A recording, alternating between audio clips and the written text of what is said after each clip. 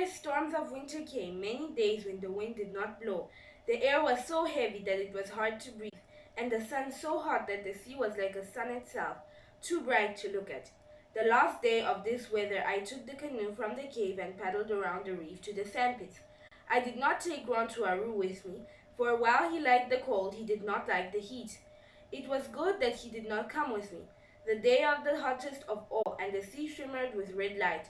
Over my eyes I wore shields made of wood, with small slits in them to see through.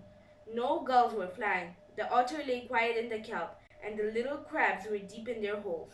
I pulled the canoe up to the beach, which was wet but steaming from the sky.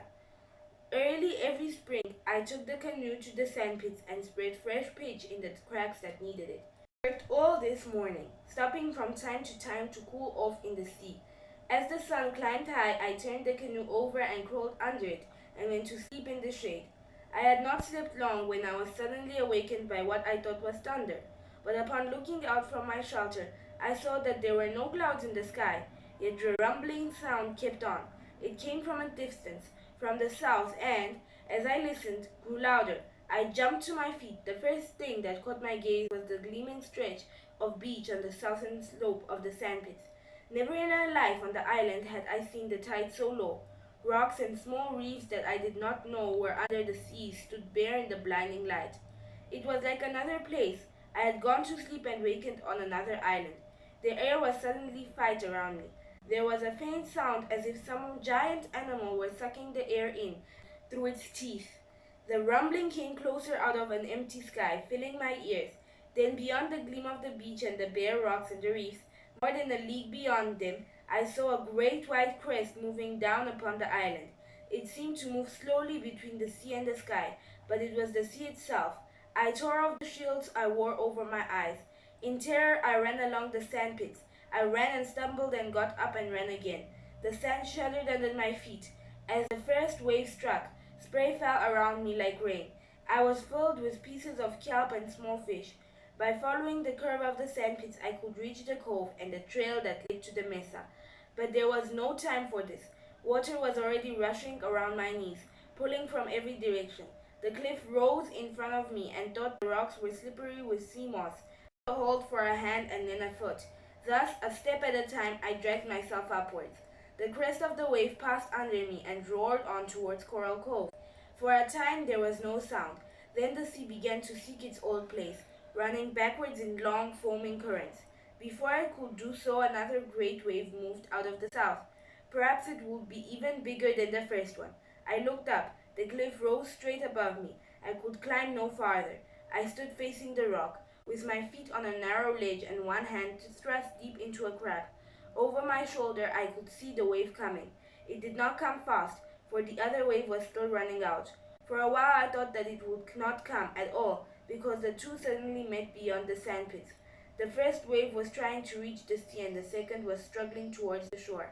Like two giants, they crashed against each other. I was high in the air, bending first one way and then the other.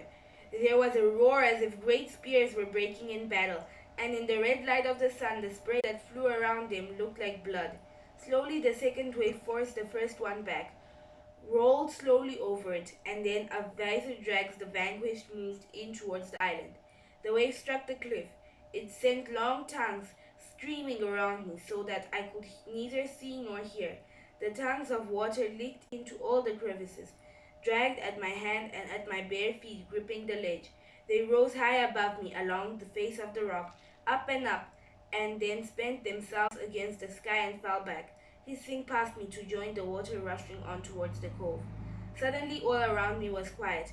In the quiet I could hear my heart pounding and knew that my hand still held its hold on the rock and that I was still alive.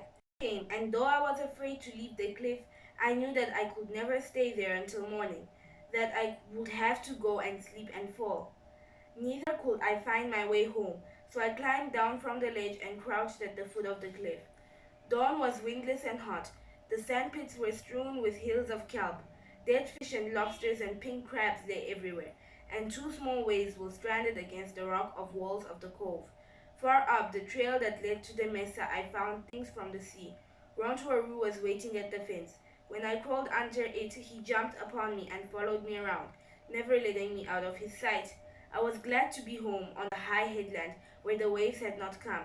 I had been gone only from one sun to the next, yet it was like many suns, like the time I had gone away in the canoe.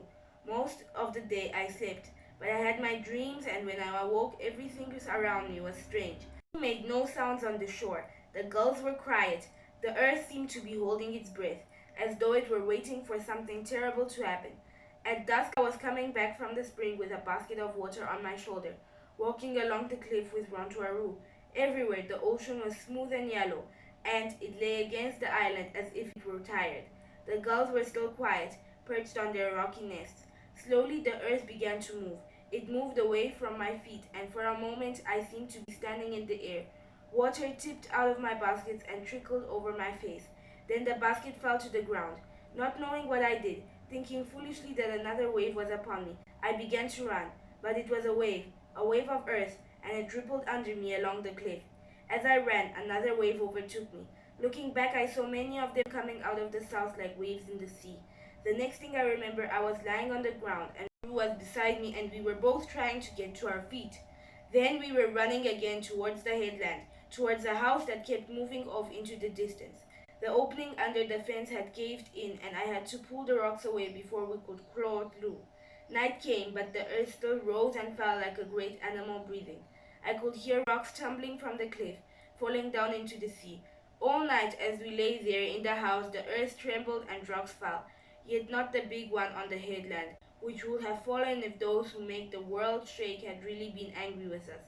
In the morning, the earth was quiet once more, and fresh wind that smelled of kelp blew out of the northern sea.